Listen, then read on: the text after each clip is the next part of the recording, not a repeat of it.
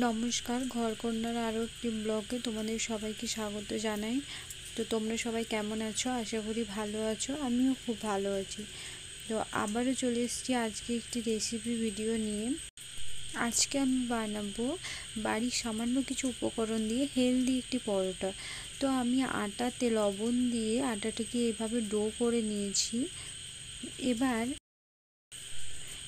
একটি গাজর ও একটি বিট গ্রেট করে নিয়েছি এবং একটি ডিম সেদ্ধ নিয়েছি, এটাও গ্রেট করে নেব, ও একটু চিজ নিয়েছি।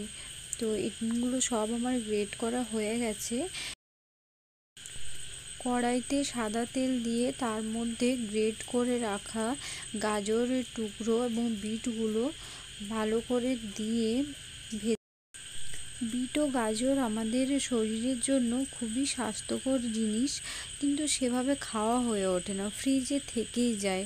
তো সেই জন্য ভাবলাম চলো আজকে একটু অন্যরকমভাবে আমি বিট গাজর খাই। তো আটাগুলো লেচি কেটে এবার আমি রুটি করে বেলেও নিয়েছি, মাঝখানে একটু হালকা করে চিড়ে নেব। রুটিটাকে মাঝখানে চিড়ে এবার এক পাশে ভেজে রাখা বিট গাজরের এবং এক পাশে গ্রেট করে রাখা ডিম ও এক পাশে গ্রেট করে রাখা চিজ দিয়ে দিচ্ছি।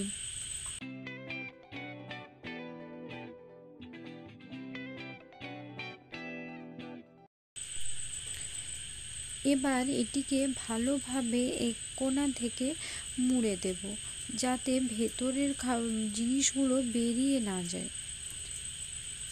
তো এবার ভালো করে মুড়ে দেব সাইডগুলো, এবং বাড়তি যেগুলো বেরিয়ে যাচ্ছে সেগুলোকে আমি বের করে নিচ্ছি।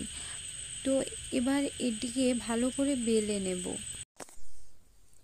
এইভাবে ভেতরে পুর দিয়ে সব রুটিগুলোকে বেলে নেব। এবার পরোটাগুলি ঘি দিয়ে ভেজে নিলেই তৈরি হয়ে যাবে আমাদের পুর ভরা পরোটা। পুরো ভিডিওটি দেখার জন্য ধন্যবাদ। ভালো থাকবেন, সুস্থ থাকবেন এবং ঘরকন্যার সঙ্গে থাকবেন।